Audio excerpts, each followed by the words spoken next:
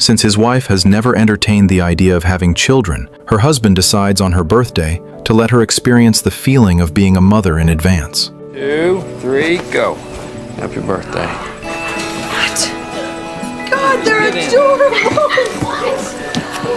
The wife is instantly melted by the cuteness of the puppies and excitedly squats down to pet them. She suddenly notices one puppy that is particularly special, staying by her side and refusing to leave as if it has already chosen her as its owner. She picks up the puppy and asks about the price. The owner says the other dogs are $300, but this one is discounted to only $200. Clearance puppy likes you. I was gonna pick you anyway. After seeing off his wife Jenny for a business trip, John takes the puppy home. Not long after the car starts moving, the puppy begins to show its restless side by constantly scratching at the seats. With no other choice, John turns on the car radio to distract the puppy's attention. The puppy is genuinely attracted by the melodious tune and gradually quiets down. Watching this, John is struck with inspiration and decides to name the puppy after the author of the song. And so, Marley becomes the name that will accompany this dog for its entire life. Upon returning home, John hears that the neighbor next door has been robbed, and a sense of relief washes over him because they now have Marley to act as a guard dog. However, this sense of security is shattered by Marley's behavior before it even has a chance to settle in. John turns his back for just a moment to grab cleaning tools, only to return to a shocking scene.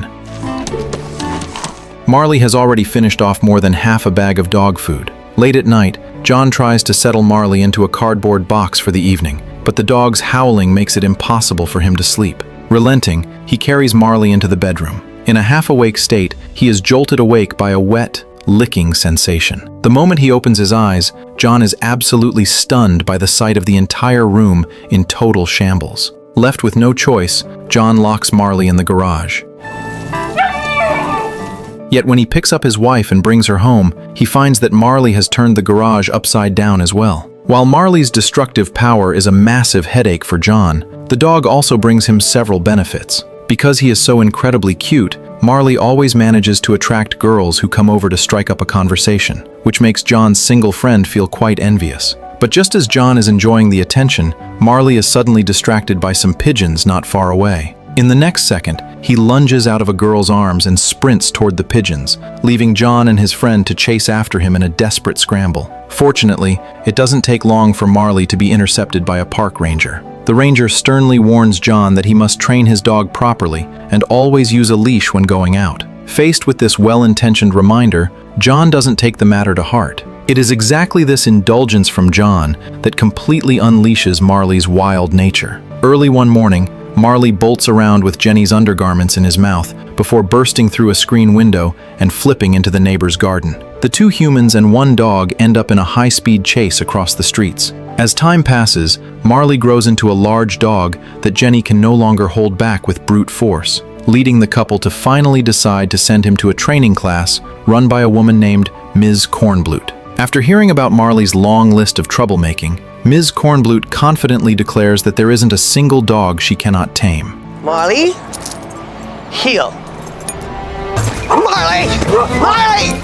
In an attempt to regain her dignity, Ms. Kornblut uses a whistle to grab Marley's attention. Unexpectedly, in the very next second, Marley tackles her straight to the ground.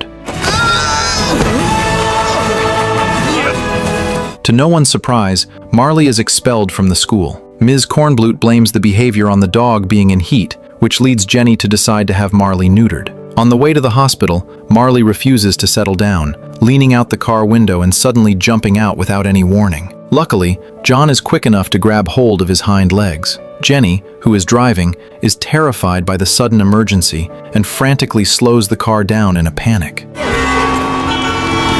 This sudden stop causes a traffic jam, leading the driver behind them to mock John. Later, John remembers this amusing experience and decides to write it down, submitting it to his boss at the newspaper, Arnie. To his surprise, this casually written piece earns Arnie's deep appreciation, and John becomes a columnist because of it. Arnie even encourages John to continue updating the daily stories of his life with Marley. Marley does not disappoint John, as exciting stories between them unfold every single day. They go swimming in the water together and play games of frisbee. John writes every detail of his life with Marley into his newspaper column. Accompanied by Marley, John and Jenny spend a period of great happiness together. Although every day brings a different set of problems, that is exactly where the joy of life lies, as you never know what the next second or tomorrow will bring. Those warm fragments of life fill every uncertain tomorrow. Watching the heartwarming interaction between his wife and Marley at home, John feels incredibly blessed. Finally,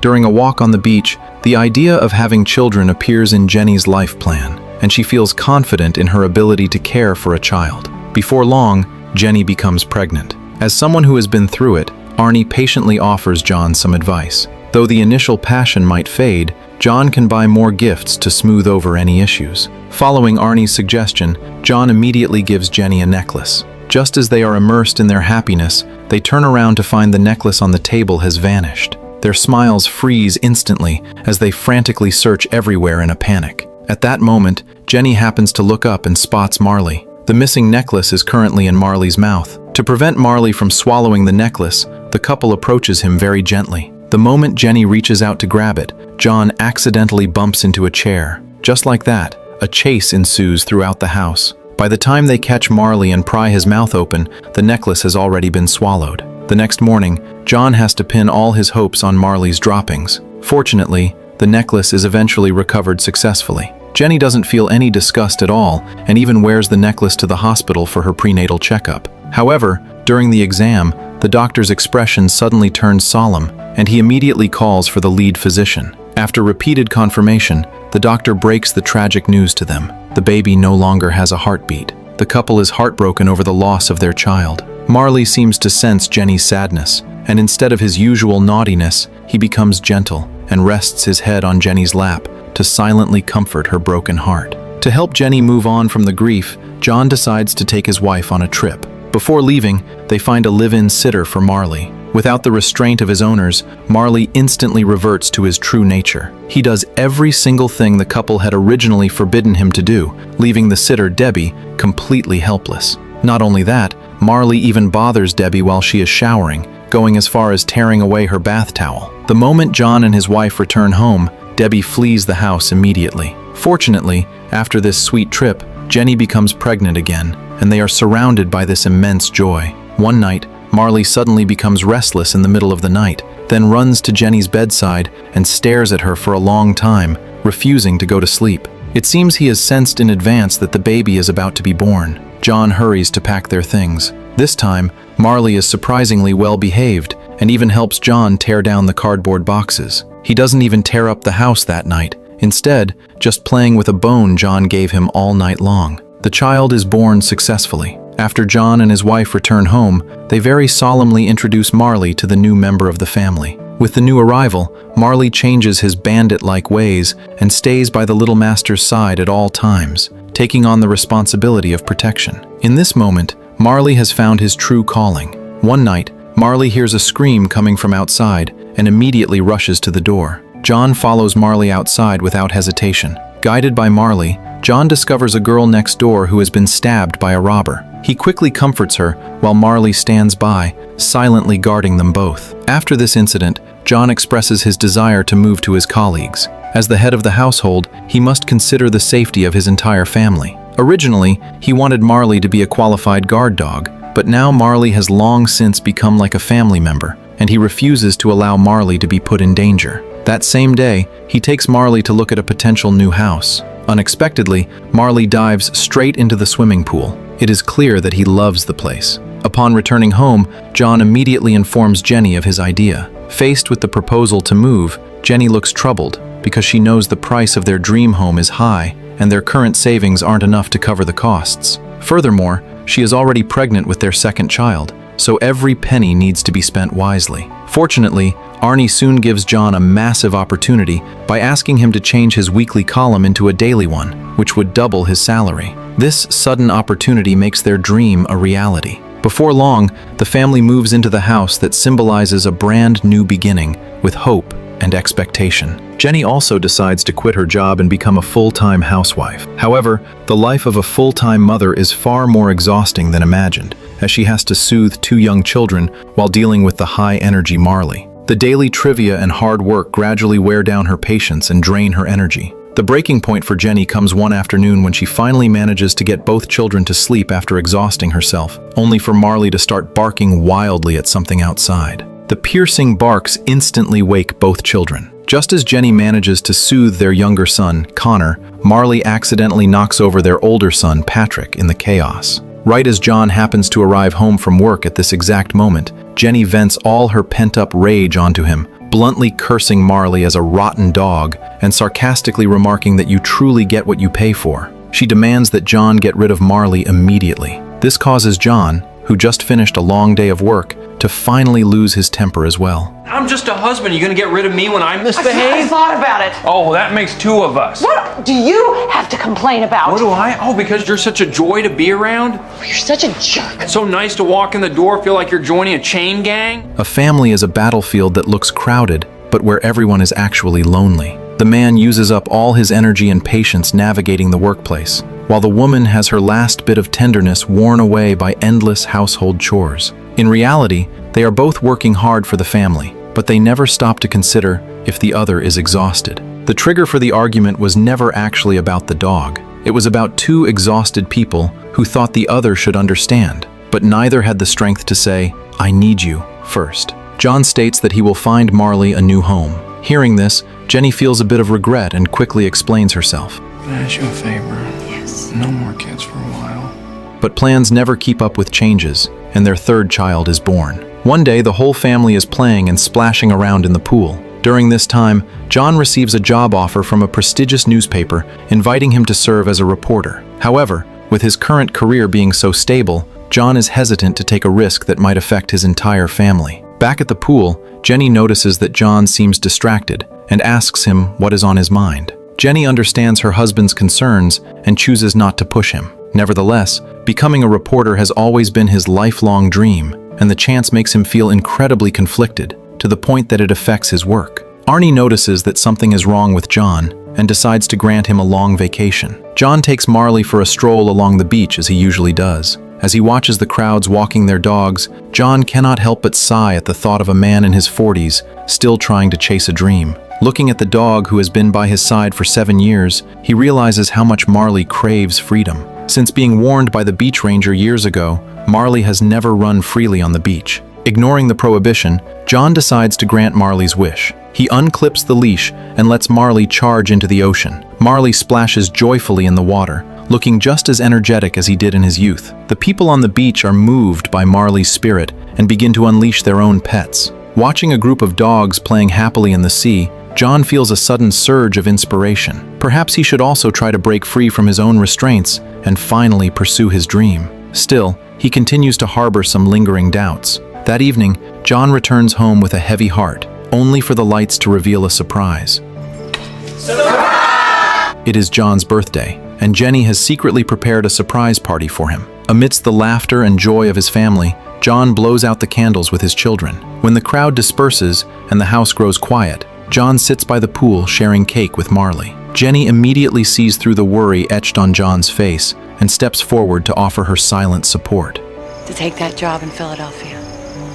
That was months ago. I'm not thinking about that. Well, then any other job. Follow you wherever you want to go. I understand. I'm not going to do that. I'm not going to uproot us. We've got our friends. The kids enjoy school. With Jenny's unconditional backing, John makes the final decision to move to Philadelphia and become a reporter. In Philadelphia, the family moves into a charming farmhouse. The winters there are cold and filled with snow. Though Marley is still mischievous, he now prefers playing in the snow with the kids or stubbornly sleeping on their beds. Everyone wishes these beautiful days could last forever, but no one can escape the passage of time. Marley has witnessed the growth of all 3 children, but he is now too old to be the troublemaker he once was. Now, even climbing the stairs requires every bit of strength Marley has left. What's wrong with him, Dad? Nothing's wrong. He's just tired. Right, Dad?